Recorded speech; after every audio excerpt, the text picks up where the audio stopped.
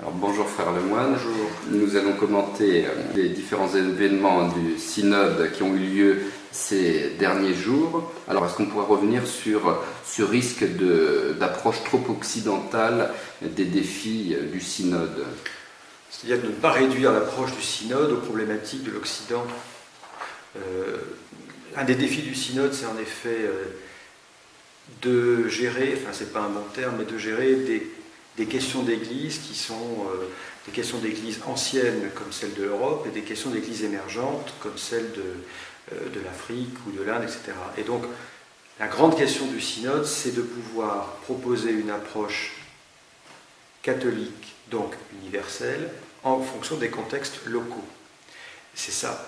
Et les églises émergentes ont par exemple peur que finalement les églises d'Occident ne tirent la couverture vers elles et que le synode, les questions et les solutions, si le synode en apporte, posées pendant le synode, soient réduites aux questions de l'Occident. Donc c'est ça, c'est d'où ce qui est en train d'émerger actuellement au synode, selon la volonté du pape, c'est-à-dire une décentralisation possible, même probable de l'Église, pour que les questions régionales, les questions qui sont continentales, etc., ou locales, ce sont des termes qui ne sont pas équivalents, soient traitées en elles-mêmes et non pas, si vous me passez l'expression, passer à la moulinette d'un tronc commun qui en réalité se réduirait à une supériorité de l'Occident, comme s'il y avait une hiérarchie, si vous voulez, comme on le disait autrefois, une hiérarchie, je ne sais pas quoi, vous savez, des civilisations, des cultures, ce qui serait aberrant à l'heure actuelle. Alors un point justement pour revenir sur une approche régionale de certains problèmes familiaux, il a été souligné le drame des femmes africaines rejetées de la société car n'ayant pas d'enfants lors des débats. Ce qu'on voit dans le synode, c'est que les problématiques liées à la famille ou aux familles sont extrêmement différentes en Afrique, par exemple, et en Europe, extrêmement différentes. Donc les réponses qu'on va apporter, je ne sais d'ailleurs pas s'il y en aura, parce que je ne sais pas si le synode permettra d'aboutir à des solutions sur la question que vous posez, par exemple.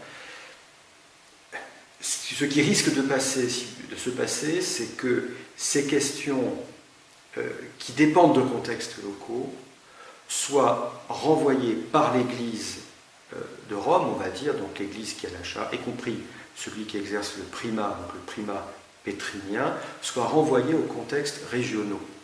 Parce que ce n'est pas possible de traiter l'ampleur, l'immensité et je dirais d'une certaine manière l'hétérogénéité de ces questions avec une seule approche qui la plupart du temps d'ailleurs sera celle qu'on a connue de façon dominante parce que c'est le contexte européen qui dominait. Or l'Église a changé et comme vous le savez, l'Église maintenant, les églises naissantes sont au sud de la planète, non plus au nord, etc.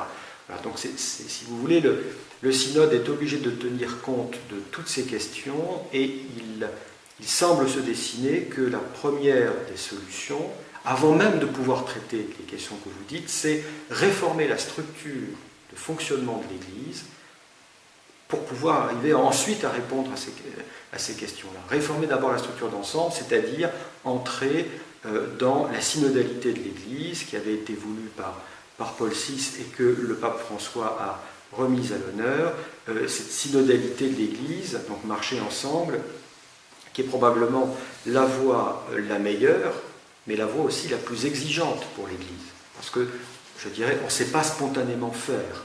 C'est beaucoup plus facile, finalement, de gouverner par décret, par motu proprio, ou par exhortation, ou par tous les rangs hiérarchiques d'un texte romain. C'est beaucoup plus facile que de demander à tous les pères, dans leur diversité, de se réunir et de faire un travail ensemble. C'est beaucoup plus difficile, c'est beaucoup plus exigeant, c'est la voie que préconise le pape, c'est la voie la plus difficile. Sans doute la voie la meilleure, mais c'est la voie la plus difficile. Pour revenir sur vos propos, effectivement, le pape a dit Une église synodale est une église de l'écoute, de la conscience qu'écouter, c'est plus qu'entendre. Alors ça, effectivement, c'est conjoint à ce que disait le pape dans son intervention, qui a été très remarquée. L'Église est d'abord une Église de l'écoute, c'est-à-dire où les réponses, on ne part pas du principe que les réponses sont toujours déjà faites, parce que si on part du principe que les réponses sont toujours déjà faites, on n'écoute plus la question. Et dans ces cas-là, comme le disait un philosophe, la réponse fait le malheur de la question. Il n'y a plus de question. On a déjà résolu pour vous, ce n'est pas la peine d'y réfléchir. D'où aussi l'image que le pape a proposée d'une pyramide inversée. Bon, on a beaucoup reproché à l'Église d'être une structure pyramidale, en particulier depuis l'époque constantinienne, donc une structure impériale, etc. La pyramide inversée, ça veut dire que le sens des fidèles, le sensus fidei, doit être mieux écouté, mieux pris en compte pour que les pasteurs puissent ensuite décider et que le pape lui-même, en dernière instance, comme garant de la communion et témoin suprême, puisse effectivement, s'il le faut, décider. Oui, il a parlé de la notion de collégialité affective et même effective manifestée par une collégialité épiscopale et une église tout entière synodale. Oui, ce sont des termes qui étaient très à l'honneur au moment de Vatican II, en particulier l'idée de collégialité épiscopale. Finalement, ce n'est pas une pratique qui a été... C'est pas la pratique la plus facile, et je ne suis pas sûr que la collégialité épiscopale, même si maintenant les évêques sont très habitués malgré tout à ça depuis Vatican II, je pense que la notion de collégialité épiscopale pourrait être concrètement amplifiée et beaucoup mieux pratiquée qu'elle ne l'est encore. Si vous voulez, malgré tout, je dirais malgré le dernier concile, l'Église est restée encore une structure très pyramidale. C'est pas pour rien, à mon avis, que le pape a eu cette idée d'une pyramide inversée, qui est très provocante en réalité. Il est revenu sur la nécessité et l'urgence de penser à une conversion de la papauté, citant son exhortation apostolique, la joie de l'Évangile. C'est une conversion de chacun, une conversion aussi de la papauté. Le pape fait partie des baptisés, il est un baptisé comme les autres, même s'il a reçu les ordinations, etc., a été élu par le collège des cardinaux, mais il fait partie du peuple. Il n'est pas... Donc si vous voulez, c'est une manière pour le pape François d'actualiser, de renouveler les constitutions, en particulier la grande constitution fondamentale de Vatican II sur le mystère de l'Église, où l'Église est d'abord présentée comme un peuple, et même comme le nouveau peuple de Dieu. En grec, c'est laos, c'est le nouveau peuple de Dieu, et ensuite les ministères sont décrits. Ce qui est un schéma qui a été discuté âprement au Concile, mais qui est le schéma que le Concile finalement a retenu. L'Église est d'abord le nouveau peuple de Dieu. Alors, il y a d'autres images, corps du Christ, temple de l'Esprit, mais d'abord le nouveau peuple de Dieu, et c'est dans ce peuple que les ministères, dans leur connexion, prennent leur sens. Le samedi 17 octobre, le Synode des évêques a célébré ses 50 ans. Cette institution a été créée par Paul VI, mais elle réhabilitait une forme ancienne de concertation. Oui, d'ailleurs on aurait davantage, je crois que c'est pour ça que le pape le fait, à revenir à certaines pratiques des églises anciennes, puisque la pratique que Paul VI a valorisée est une pratique qui a été abandonnée. Mais enfin, si vous regardez l'histoire de l'Église, enfin, les premiers conciles de l'Église ancienne et l'Église médiévale, il y avait des synodes partout. Bon, des synodes régionaux, des synodes locaux, etc., qui avaient une force d'autorité tout à fait importante. Et donc, plutôt que de finalement faire tout converger et que Rome soit... Rome demeure, si vous voulez, la force de communion, le principe d'unité, le principe pour trancher une décision quand c'est nécessaire, mais il n'y a pas de raison que l'Église qui est à Rome écrase ce qui relève de la subsidiarité des églises locales en particulier. Alors, le vaticaniste Sandro Magister a médiatisé une lettre de cardinaux faisant part au pape leurs préoccupations sur le synode. Est-ce qu'on pourrait revenir sur cet aspect ? C'est un aspect, à mon avis, marginal, mais un aspect qui concerne le fonctionnement du synode. Si vous voulez, je crois que les pères synodaux testent. Ce synode-là est un synode test de la formule synode. Donc il y a forcément des approximations, des choses qui pourraient être améliorées, des expériments, on dirait. Voilà. surtout que c'est un pape jésuite qui gouverne.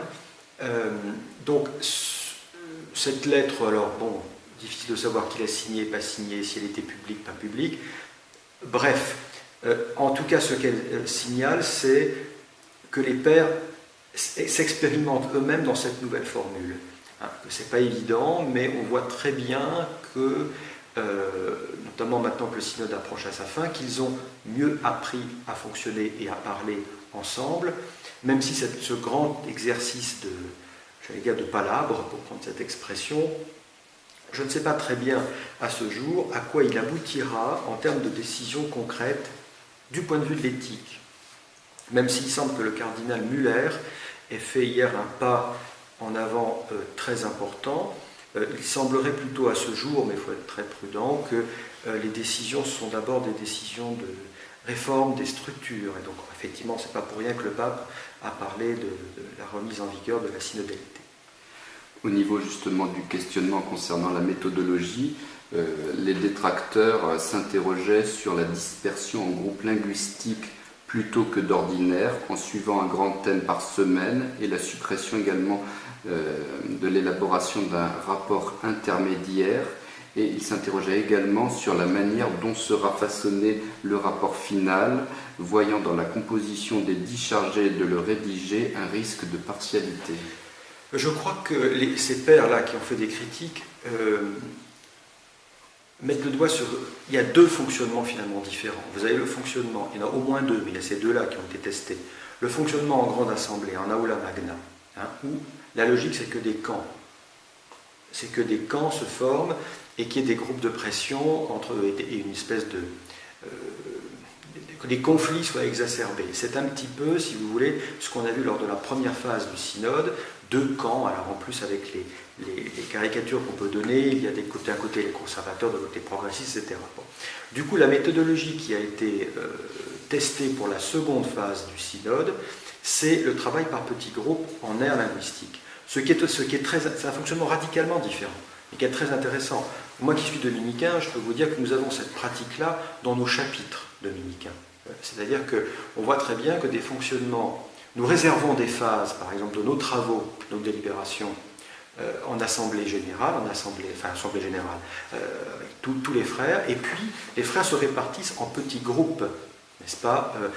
Et ces petits groupes travaillent très efficacement, parce qu'ils sont liés par la culture ou par une question qui leur est chère, qui leur est propre, et ensuite il y a un travail de synthèse. Mais je crois que les deux logiques ne sont pas opposées. Il y a un temps pour le travail en aula magna, il y a un temps pour le travail en aire linguistique, mais attention, le travail en aire linguistique n'est pas du tout un sous-travail, au contraire, il est parfois beaucoup plus efficace et beaucoup moins clivant que le travail en aula magna qui peut opposer en fait les gens. Ce qu'on a vu un peu lors de la première phase du synode, tout le monde avait dit, voilà, c'est l'échec de la première phase.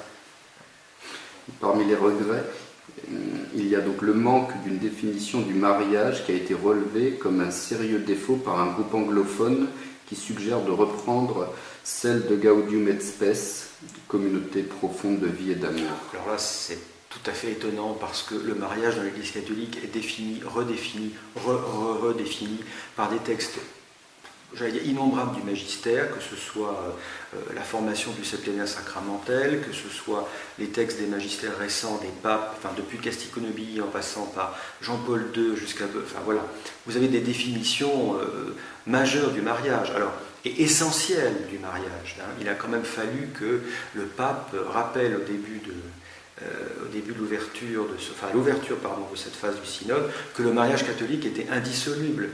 Enfin, c'est bon. Alors, ce qu'il y a, c'est que dans la définition, je dirais, essentielle du mariage, les priorités ne sont pas forcément les mêmes.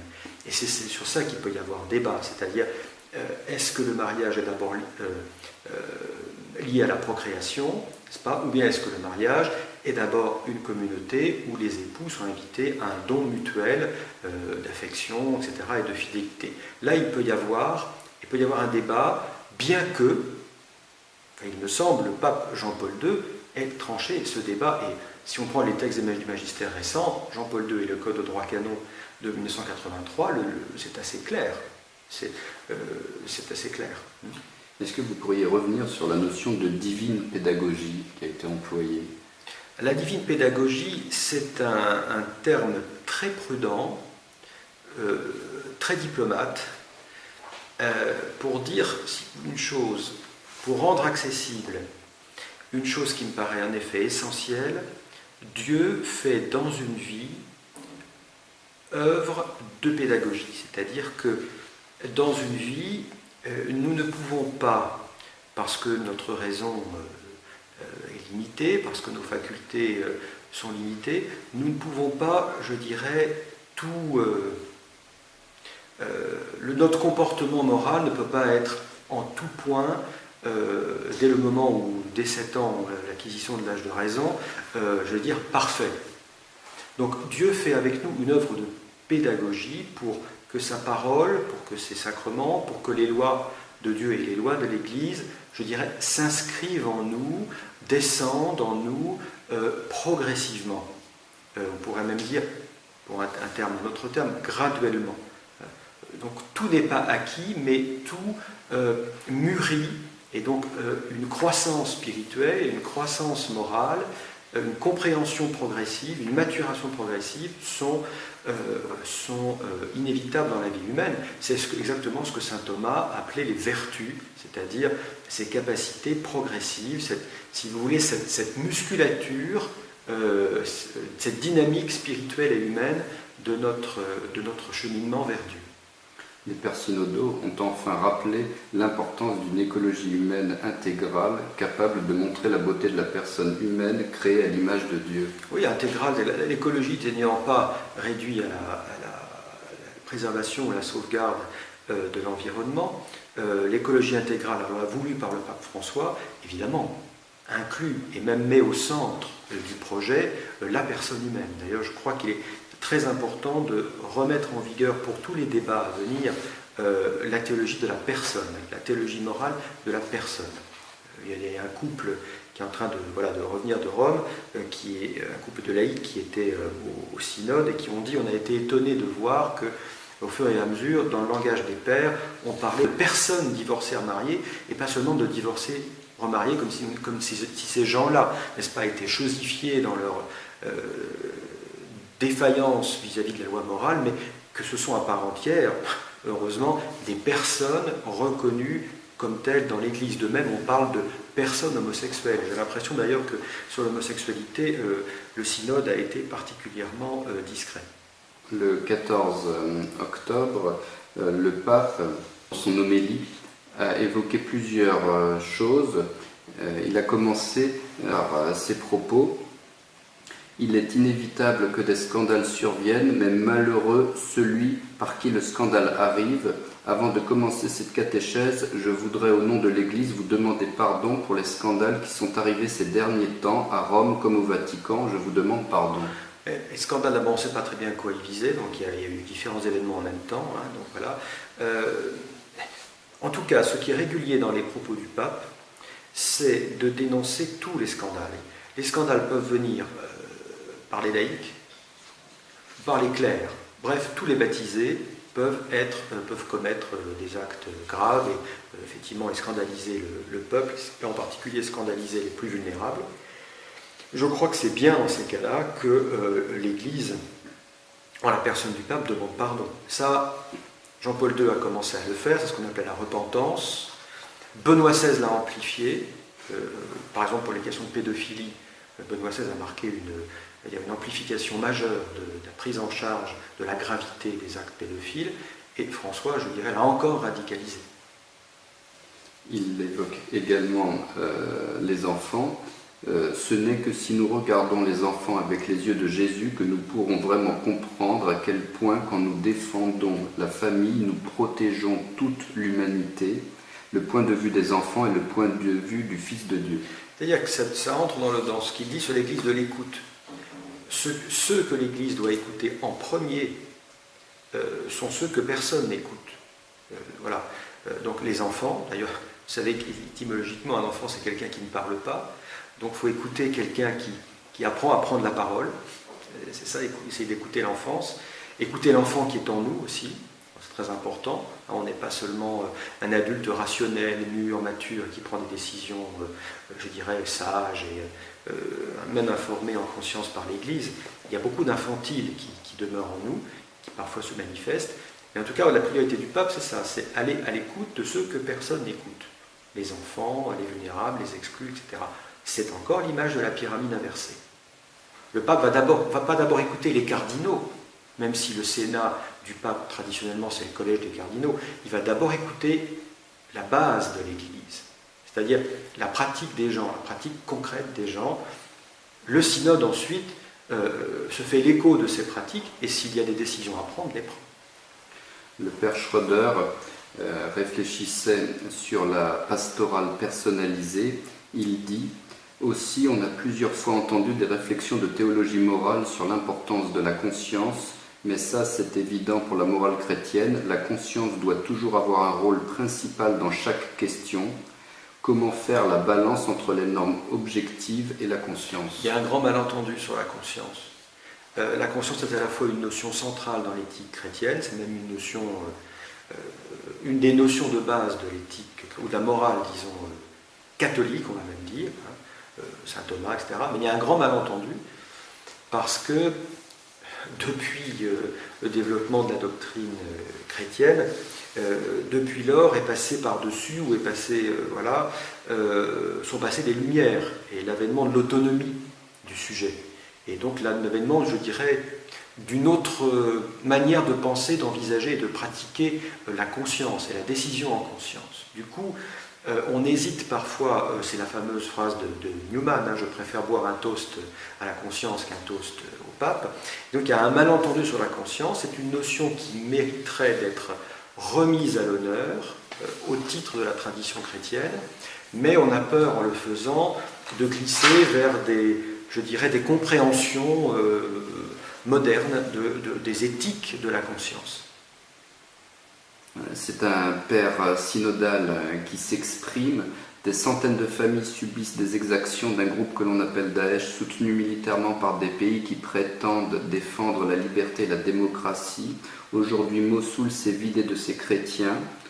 Par milliers, les chrétiens de Syrie ont quitté leurs maisons et leurs villages. L'exode quotidien ébranle les familles chrétiennes et dégrade le moral des fidèles. Le souci principal des pasteurs de la région est d'aider les familles chrétiennes à rester. Oui, mais comment ? Oui. Donc ce sont des propos du 15 octobre 2015.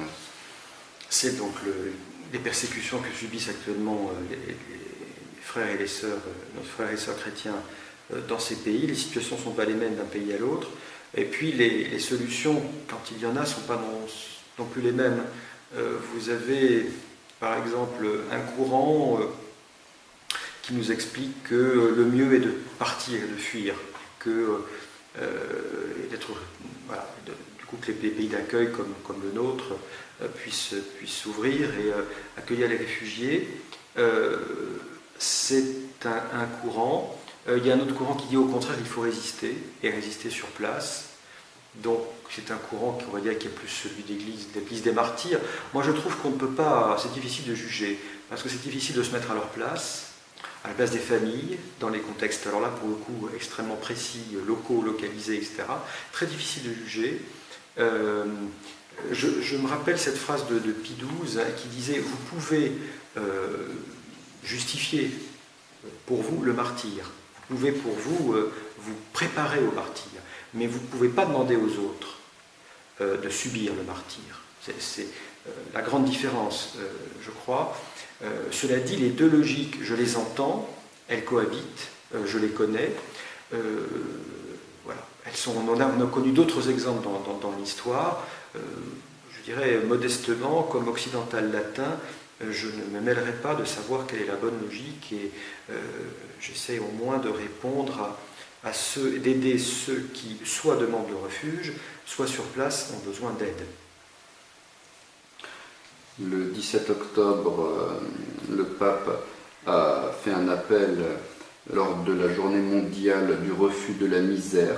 Cette journée se propose d'augmenter les efforts pour éliminer l'extrême pauvreté et la discrimination et pour s'assurer que chacun puisse exercer pleinement ses droits fondamentaux. Oui, je trouve intéressant que le terme discrimination soit utilisé. c'est un terme qu'on va spontanément associer à la discrimination des minorités sexuelles. Eh bien, c'est intéressant de voir que la discrimination, c'est aussi au niveau, sur le plan alimentaire, sur le plan de l'accès aux soins, il y a aussi des discriminations énormes entre le Nord et le Sud, l'accès aux médicaments, par exemple. Voilà, vous savez bien, des laboratoires pharmaceutiques qui n'hésitent pas à faire tester des produits dans des communautés pauvres. Alors il est revenu sur le thème de la charité et également de la gratuité de l'amour. Une des choses les plus difficiles à comprendre pour nous tous chrétiens est la gratuité du salut en Jésus-Christ. La gratuité du salut et la gratuité du service. Je crois que le pape insiste beaucoup sur ce qui qualifie l'Église, c'est d'abord le service. Le service, là où on est, dans le lieu où on est, j'allais dire, au rang et où on est avec les charismes que Dieu nous a donnés, c'est aussi, je crois, ce que veut François, c'est-à-dire la fin d'une Église, comment dire, c'est un peu prétentieux de dire la fin d'une Église, mais disons du cursus honorum, ou de la carrière, ou qu'elle soit intellectuelle, qu'elle soit... Ce qui nous qualifie, ou ce qui nous disqualifie, c'est le service. Et donc, la conversion du pouvoir vers le service. C'est la qualification majeure, je crois que c'est ce qui peut rendre à nouveau l'Église plus convaincante, plus crédible aux yeux de nos contemporains. Et c'est la raison pour laquelle la papauté du pape François a une popularité immense au-delà des frontières de l'Église. C'est parce qu'il remet la notion de service évangélique au centre, alors qu'elle était, je dirais, étouffée, prise dans la gangue de certaines logiques de pouvoir et donc de logiques mondaines qui s'étaient introduites au cœur de l'Église. Le Saint-Père est revenu sur la célébration des 500 ans de Sainte Thérèse d'Avila, une mystique, une femme pour laquelle le Seigneur a donné la grâce de comprendre les horizons de l'amour. Je crois que le pape aime beaucoup la mystique. On dit qu'il connaît assez bien Michel de Certeau. Bon, le pape est un grand lecteur, pas seulement de la presse quotidienne, mais des lectures de fond, ce qu'on a du mal à faire aujourd'hui. Il aime beaucoup la mystique. Dans son encyclique Laudato Si, il cite un mystique musulman, si ma mémoire est bonne. C'est tout à fait intéressant comme source dans une encyclique papale. Pourquoi ? Parce que la mystique est une expérience de Dieu qui décloisonne et qui jette des ponts entre chrétiens et non-chrétiens, mais même entre, j'irai jusque-là, entre croyants et non-croyants. L'expérience que tout à coup, le mystère de Dieu, on ne sait pas trop comment le nommer, prend une vie humaine au sens étymologique de l'enthousiasme. Être enthousiasmé, c'est être pris par Dieu. Alors, on ne le réfère pas spontanément tout de suite au Dieu de Jésus-Christ. Nous le faisons, nous inscrivons dans cette tradition et nous a été révélé ce mystère de Jésus-Christ, tel qu'il s'épanouit dans l'Église. Mais l'expérience mystique est une expérience qui rend possible le dialogue et qui brise des frontières spontanées. Or, le grand danger du monde contemporain et de la mondialisation contemporaine, c'est évidemment, pour se protéger des méfaits de la mondialisation, de remettre partout des barbelés et des murs. Quelle signification revêt la canonisation du couple Martin pendant le synode, sachant que c'est la première fois qu'un couple est canonisé ? Oui, c'est une dimension. Effectivement, bon, c'est un modèle familial. Alors, quel modèle familial ? Il y a quand même eu beaucoup de religieuses, enfin je veux dire, ça ne va pas être directement, c'est un modèle de vie consacrée. Alors, c'est ça qui est assez surprenant.